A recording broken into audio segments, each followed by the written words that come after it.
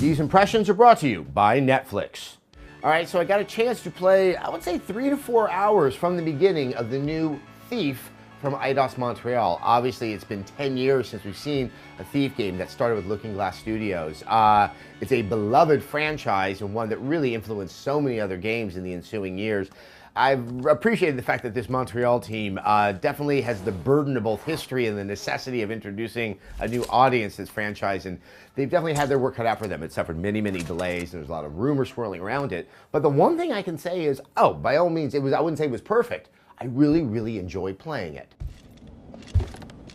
I think one of the key things is that sense of setting. One of the big things that has happened in the last 10 years since we last had Thief 3 is that technology has improved, and the ability to render a more specific locale really, really is on display in Thief. I wouldn't say that the areas are all that big. In fact, it's still very last gen in terms of sort of the spaces and the hubs that you're in, but the detail inside of them, that kind of strange hybrid world that feels very medieval in one way, but then a lot more sophisticated with some of the technology as well. That level of articulation was one of the key things that really just kept me interested. And also the flow of the game. As much as I love the old Thief games, it really helped highlight for me that stealth games could just become slow games, that you're doing something you would do in other games and now you have to do it at a snail's pace.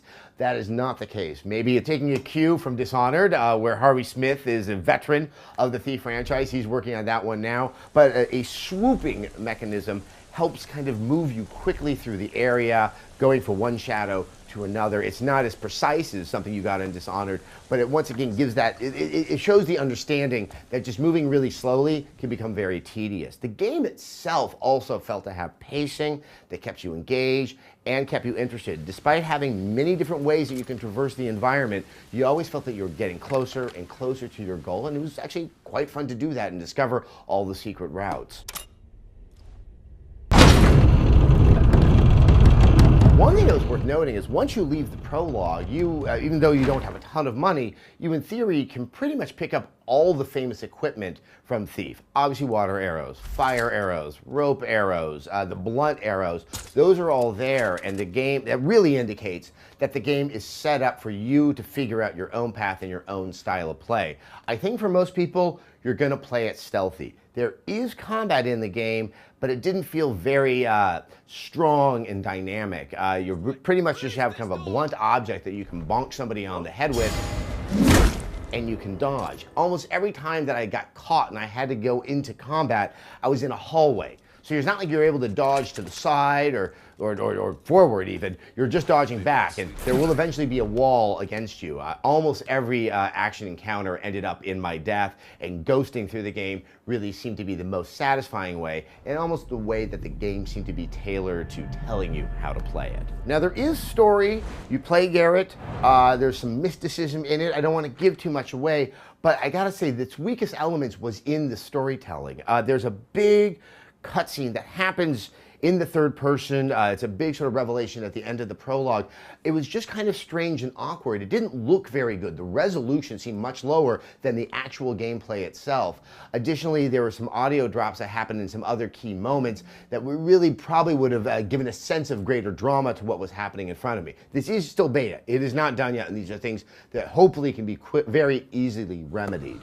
And I think the other kind of less than positive takeaway I had is you can see how this game has been in development for a long time. And while I did play it on the PlayStation 4, you could see that it was definitely stretching itself for the last generation and the higher resolution. And unfortunately, I think the 120 hertz that the TV was playing at really showed that these are sort of character models more indicative of something 3 years ago than something of the future. This is not the next gen game that we're looking for, but this looks like a really fun game and a great diversion as we start off 2014. And with that, let's take a moment to thank our sponsor, Netflix. Netflix is the easiest and best way to watch movies and TV shows straight into your home. All you need is an internet connection and a Netflix-enabled device like a smartphone, tablet, or game console.